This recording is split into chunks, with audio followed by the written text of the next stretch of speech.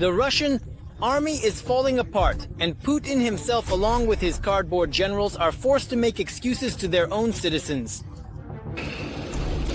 You know, when everything is calm, measured, stable, we get bored. Stagnation. We want some action. As soon as the action starts, everything whistles past the temple in seconds. And bullets, unfortunately, bullets are whistling now. So we are scared. Horror, horror. A real horror for Putin. It began on August 6th, 2024, when unexpectedly for the bunker and his cardboard generals, a special operation started in the Kursk region, during which our defenders managed to take control of several dozen settlements, including the city of Sudzha. And then more. In mid-August, control was established over an area of about 1,000 square kilometers in the Kursk region. Thus, our command was able to divert the Russian armed forces from eastern Ukraine, ensure control over territories for future exchanges in peace negotiations, and also boost the morale of military personnel and civilians amid the grueling war of attrition with the Kremlin. Our operation is very strictly a matter of critical security for Ukraine, liberating the border area from Russian military.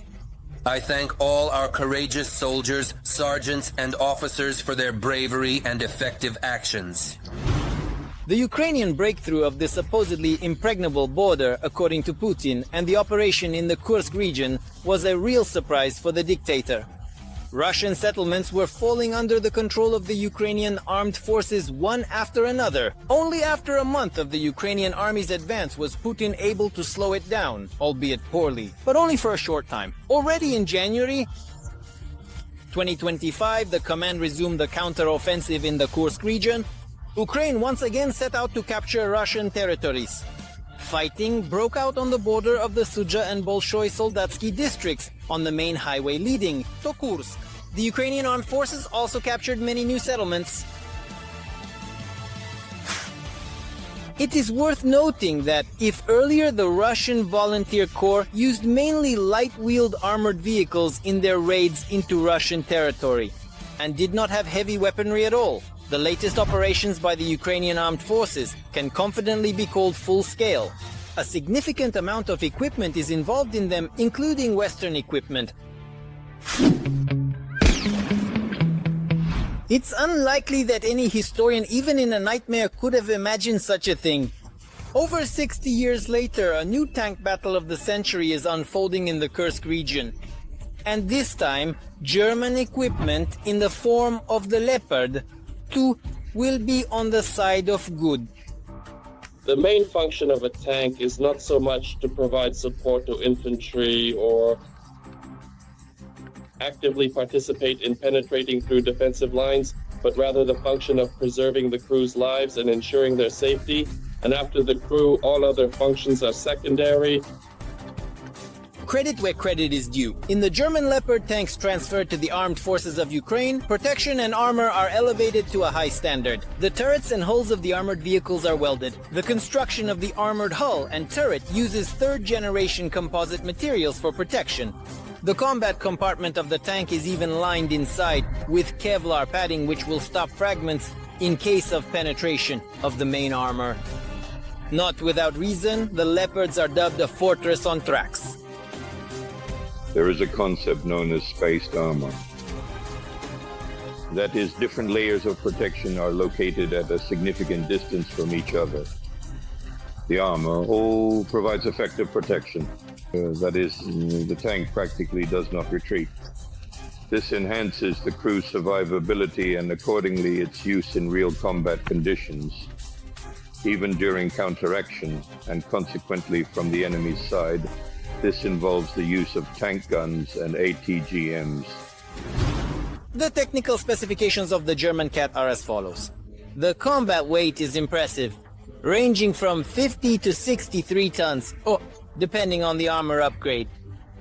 The engine power is 1500 horsepower. The maximum speed on the highway for a tank is quite decent at 72 km/h. And off-road, the Leopard speeds at 55 km/h. The range is 500 kilo. The tank is armed with a 120 meters gun with a barrel life of 700 shots. The effective firing range of the Leopard is 4 km. In other words, this is the distance at which the tank can successfully hit a target and the shell still retains the ability to penetrate armor. As for the Kremlin's response, neither the T-72 nor the T-80 and even the much-praised Putin's T-90 are not even close to the solid, time-tested German technology. The battles for Kursk in 2024 and the recent counter-offensive by the Ukrainian armed forces, this is a vivid example. While the Kremlin bets on Soviet military reserves with their simplicity in production, the West focuses on technical equipment and the precision of their heavyweights. Western tanks, in most cases, have much higher accuracy than Soviet ones, although the Soviets had superiority. Specifically in terms of firing range, this is due to the fact that Soviet tanks were planned to be used in large open spaces in the steppes, while Western tanks, for example, German Leopards, were mainly designed for use in wooded or hilly areas. They were intended to be used where there isn't much open space. An unpleasant surprise for the occupiers in the Kursk region was also the encounter with another Western tank, the American Abrams. Alongside the German Leopard, it is considered a NATO standard. This tank has been in service with the US Army since 1980 and remains the main combat vehicle of the United States to this day. In principle, the armor of the Abrams is considered one of the best in the world. One of, not the best, but one of them. In terms of protection, it is a very high indicator for tanks. The technical specifications of the Abrams are as follows. The combat weight is an impressive 60 tons.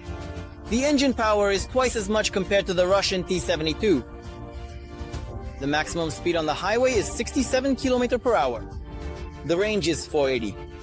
It is armed with a 120 mm gun and a large caliber Browning machine gun. In the Abrams, for example, there is implemented a system that shields the crew from, for example, the ammunition. The ammunition is located in that part of the turret.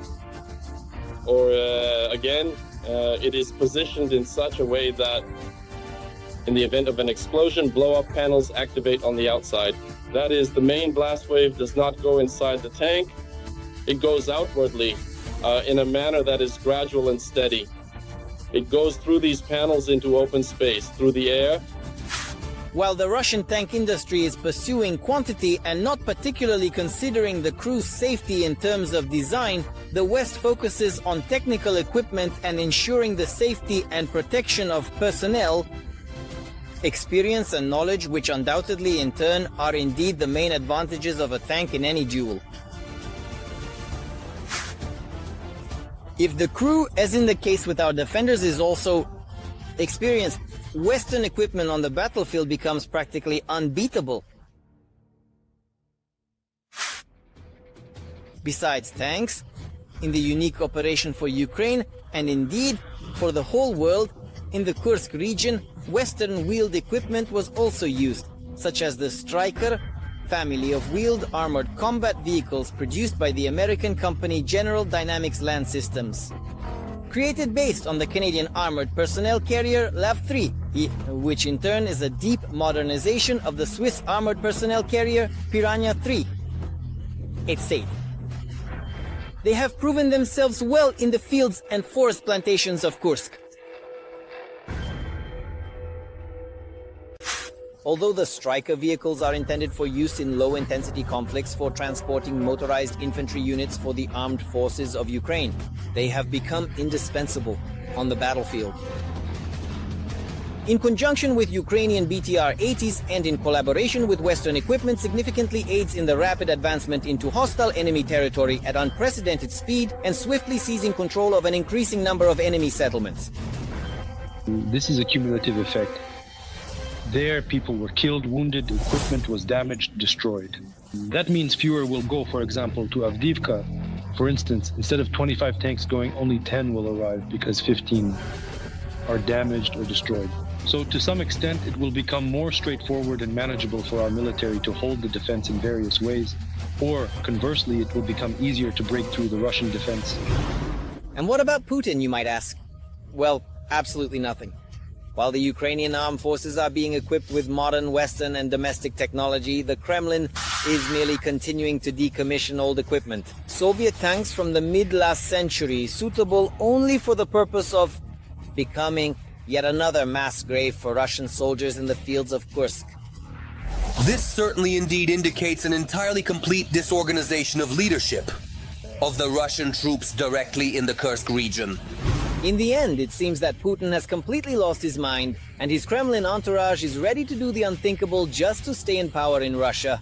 As soon as the recent counter-offensive by the Ukrainian armed forces occurred, Kremlin Z military correspondents began seriously scaring Russians with the threat of a nuclear catastrophe. They say that since the Kremlin's defense has been breached, everything is lost. We recommend not going outside unless necessary. Charge your phones and power banks. The coming days will be very difficult for our region, the Belgorod region. This supplies as well. We must be prepared for anything. Based on secret Russian documents obtained by Western journalists, one can assume the worst. The Kremlin, to slow down the advance of the armed forces in Gluba F, is preparing to partially blow up its own nuclear power plant and traditionally blame Ukraine for it. This is one of the special information operations that are conducted in large numbers by the special services of Russia. And this all is primarily aimed at the population of the Russian Federation is already used to Zaporizhzhia. Something else is needed. Well, there's also Kursk, and then there's Rostov. Well, why not use both? Especially since all news related to nuclear energy is always top. News. The Kremlin's plan is simple and terrifying at the same time. It's hard to believe, but the Russian government seems to seriously consider the possibility of creating a second Chernobyl in their own country, blaming the Ukrainian armed forces for it. We see where Russia is heading in the times of Putin. 24 years ago, there was the Kursk disaster, symbolizing the beginning of his rule. Now it is clear what the end for him looks like. And also the Kursk disaster, his wars. This always happens to those who despise people and any rules.